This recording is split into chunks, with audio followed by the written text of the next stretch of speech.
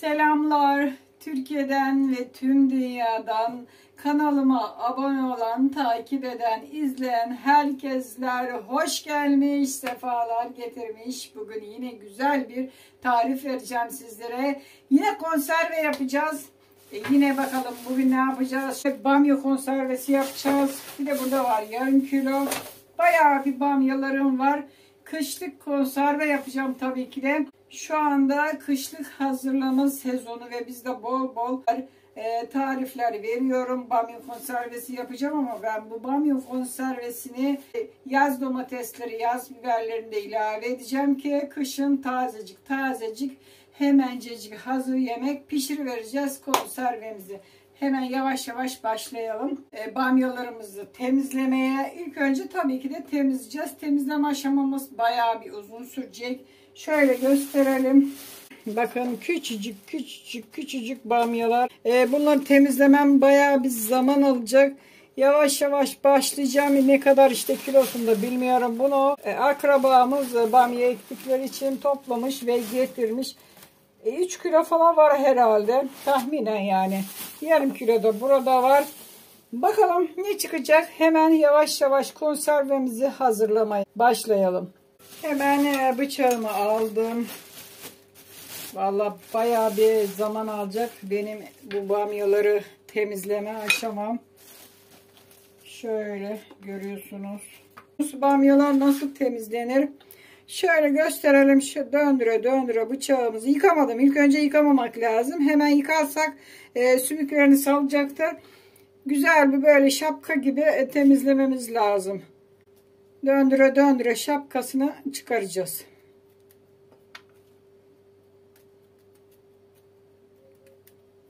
Ben şimdi bunları temizleyeyim. Bittikten sonra tekrar videoya devam edeceğim.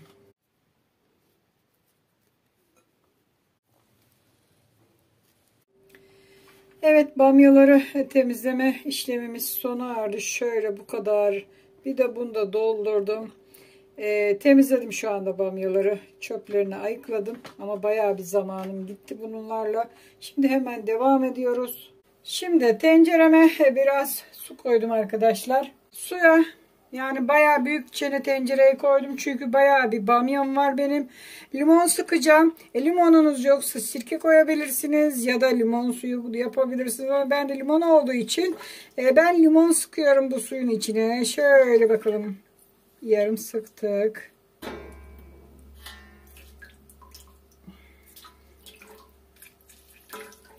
Sirke de koyabilirsiniz. Aynı şekilde etkiyi gösterecektir. Bu aşama bamyaların uzamaması, sürmemesi için yapıyoruz. Şöyle bir karıştıralım. Ekşiliğini bir kontrol edelim. Ama biraz daha ekşi vereceğiz. Çünkü ekşi olması lazım ki bamyaların uzamasını engelleyelim. Biraz daha limon sıkıyorum. Bakalım.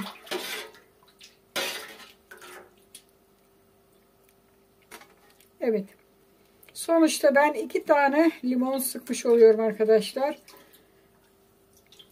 Böyle bu kaynamaya başlasın. Başka bir şey yok. Evet, suyumuz şimdi kaynamaya başlasın. Bir taraftan biz bamyaları yıkayalım. Bamyalarımızı yıkayalım. Şöyle koca tencereye koydum yine.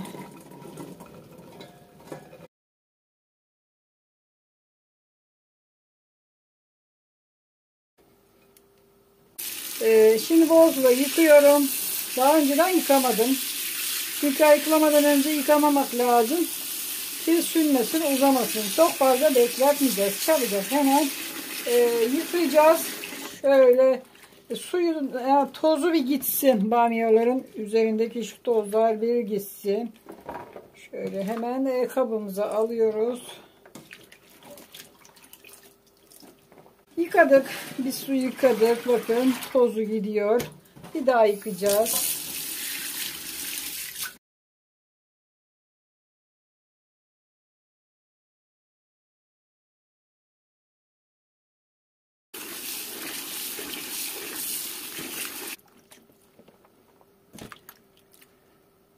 Bu kadar yeterli. Daha sonra yıkayacağız tekrar. Şöyle kevgiri hemen koyalım ve fazla suyu şöyle kevgirden bir süzülsün.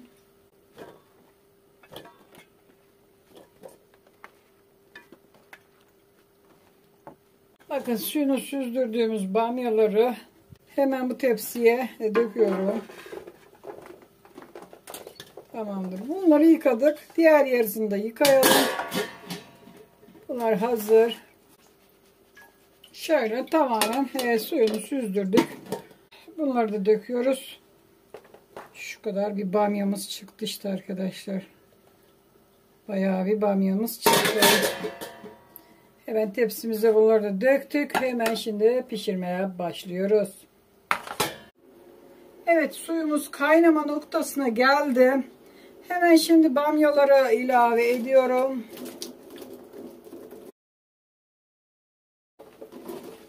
Şöyle hepsini döküyorum tenceremin içine. Tamamdır. Şimdi şöyle hemen şu delikli şeyle karıştırıyorum. Şoklama yöntemi yapıyoruz arkadaşlar. Kaynar suyun içine attık bamyalarımızı. Ekşili suyun içine. Şöyle 1-2 dakika, fazla değil. Onu da böyle uzaması, sünmesini önlemek için yapıyoruz. Evet, bamyalarımızı 1-2 dakikadır bakın şoklama yapıyorum. Şöyle karıştırıyorum sürekli. Yavaş yavaş kaynıyor. Ekşili suda şöyle birkaç dakika pişiriyoruz. Kaynatıyoruz arkadaşlar. Hepsi hemen hemen aldı ekşili suyu. Hepsinin rengi hemen hemen aynı oldu. Ekşisi de yeterli oldu. Eğer uzama yapıyorsa baktınız az geldi, koyduğunuz ekşi, limonlu koyarsınız. Sirkemi koyarsınız. Size kalmış. Hangisi varsa elinizde onu kullanın. Biraz daha ilave edebilirsiniz. Uzama yapıyorsa. Şu anda iyi benimki. Bu da bu kadar yeterli. Şimdi ocağımı kapatacağım. Hemen şuradaki kabıma böyle bunları çıkaracağım arkadaşlar. Şöyle alıyoruz. Hatta burada koyalım. Kabımızın içine bamyalarımızı alıyoruz.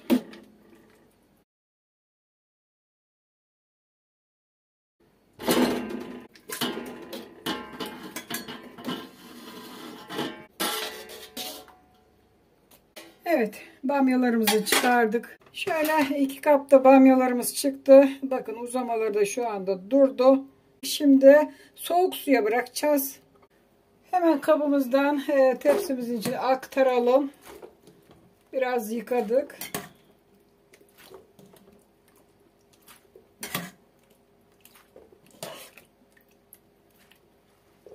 Şunu da hemen buraya döküverelim. Tamam. Buradakileri döküyoruz. Şimdi kevgirden güzel bir daha tutacağız suya ve süzülmesini bekleyeceğiz.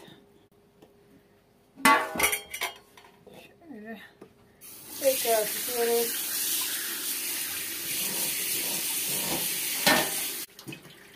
Şöyle süzdürelim. Gördüğünüz gibi bamyalarımızı. Süzülen bamyaları hemen buraya tepsimize döküyoruz. Diğer bamyaları da aynı şekilde yapacağız. Tamamdır. Bunları da aynı yöntemi yaptık. Süzdürdük, yıkadık. Gördüğünüz gibi bamyalarımız uzamaları tamamen durdu. Hemen bunları da bu kabın içine koyuyoruz. Hazır, bamyalarımız hazır. Evet, şimdi bunları da dökelim hemen bunun içine. Evet.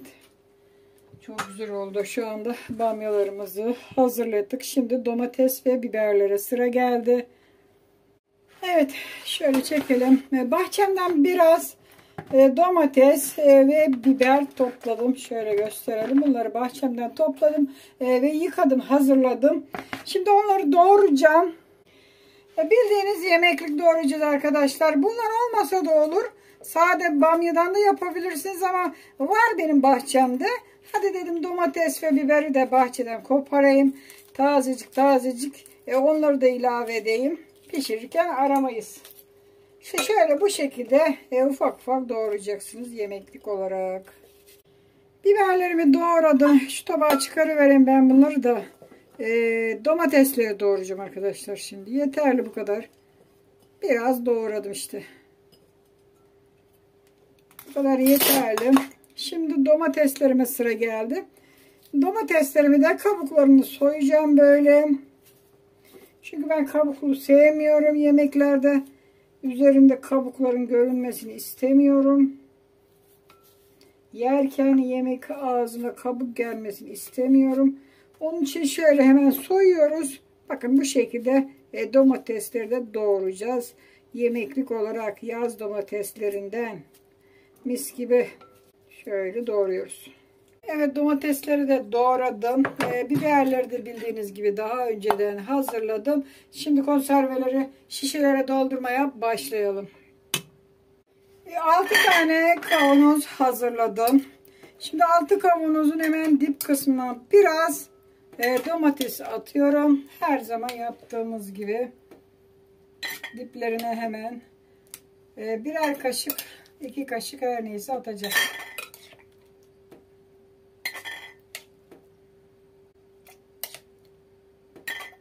Tamamdır. Üzerine biber ilave ediyoruz. Yine biraz azar azar.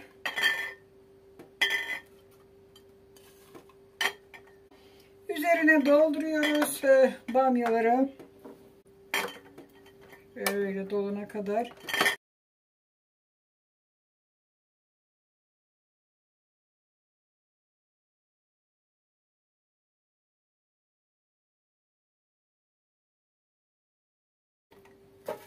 Evet, bir kavanoz daha getirmem lazım çünkü bir kavanozluk bamyam hemen kaldı.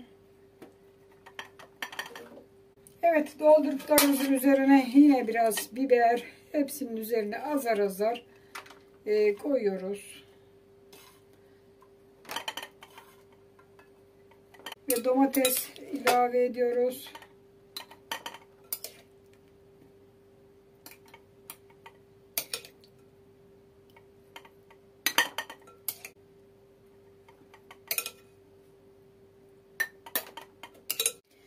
Evet, kavanozları doldurdum. Azar azar suları indi domateslerin. Çok az yine üzerlerine hemen domateslerin tuz atıyorum ki daha da sulansın. Şöyle azar azar. Toplamda birer kiloluk 7 tane konservem çıktı. Şöyle kapaklarını sıkı kapatıyorum. Her zaman dediğim gibi sıfır kapak kullanıyorum genelde. Çok mecbur kalmadan ikincisini kullanmıyorum. Sıfır kapak her zaman için garantilidir. Şöyle sıkı kapatalım.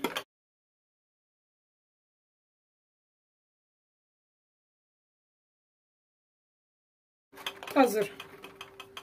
Şu anda hazır. Hemen şimdi kaynatma işlemine geçelim. Hemen şimdi tenceremize dizelim. Her zaman içine şöyle bir ince bez koyuyoruz ki kaynarken kavanozlar kırılmasın. Derin tencereye koyacağım. Konservelerimi getirdim.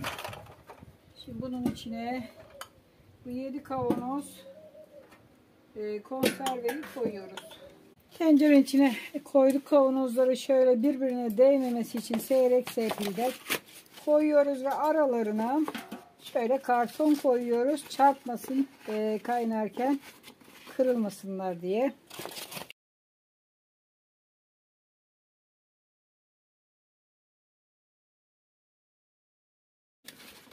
Tamamdır. Bu şekilde hazırladık.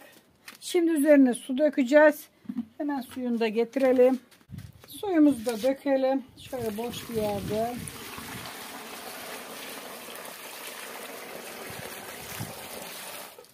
Biraz daha.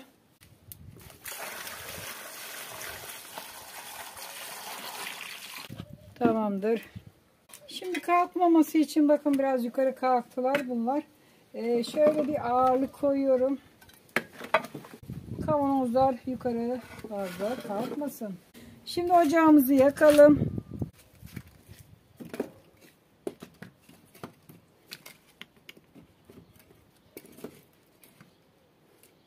Ateşimizi yaktık. Şimdi kaynamasını bekleyelim. Kapağını da kapatalım ki çabuk kaynasın. Evet, konservemiz başladı kaynamaya. Şimdi kaynamaya başladıktan sonra 1 saat kaynatacağız. 1 kiloluk kavanozlar olduğu için. Evet, gördüğünüz gibi konservemiz fıkır fıkır kaynıyor. 1 saat kaynatacağız. Daha sonra ocağımızı kapatacağız. 1 kiloluk kavanozlar 1 saat kaynaması yeterli olur. Yarım kiloluk koyarsanız yarım saat kaynatacaksınız. Evet, son 10 dakika daha kaynasın. Bir daha bırakacağız. Konservelerimiz hazır olmuş olacak. Şimdi kapatalım. Evet sevgili arkadaşlarım.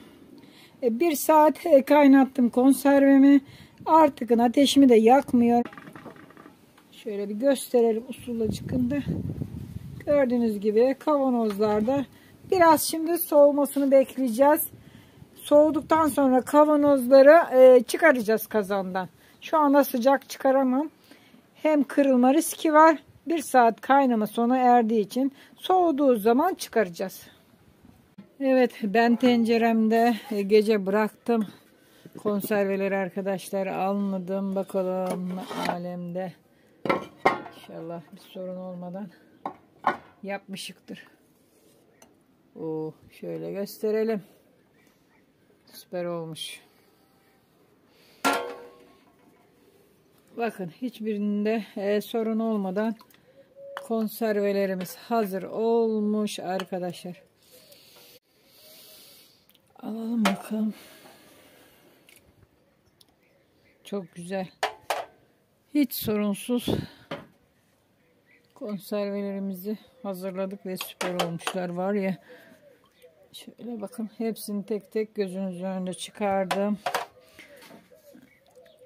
Tamam, 7 konserve şişesini, 7'disini de aldık. Şöyle gösterelim daha yakından. Ne kadar güzel olduğunu kendi gözlerinizle görün. İşte bayağı bir uğraştık. Bir günümüz gitti bunlarla ama süper bir konserve hazırladık. Bir tanesini açtık mı bir tencere yemek olur. Bamya konservesini nasıl pişireceksiniz? Bir tane kavanozu açacaksınız. Hiç suyunu falan dökmeyeceksiniz. Yıkamayacaksınız. Bu tamamen daha önceden bol bol yıkandı. Suyu haşlandı. Bir tencere içine 1 adet soğan güzel bir kavurun yağda, salçada. Üzerine bunu dökün. Olduğu gibi tüm malzemeleriyle birlikte birazcık su koyabilirsiniz. Yemek olacağı için. Bir 5 dakika kaynattığınız zaman yemeğiniz hazır. Tuzunu verdiniz mi yemeğiniz hazır. Bu kadar kolay. Hazır yemek. İnşallah sizler de bu günlerde bamyanın bol olduğu zamanlarda bol bol yapın arkadaşlar.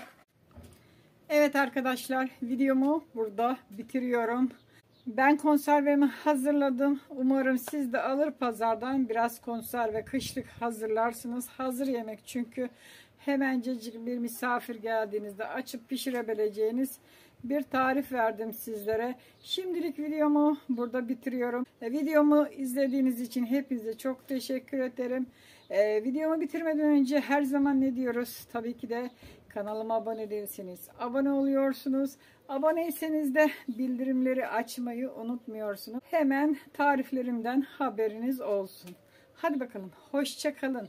Kendinize iyi bakın, sağlıcakla kalın.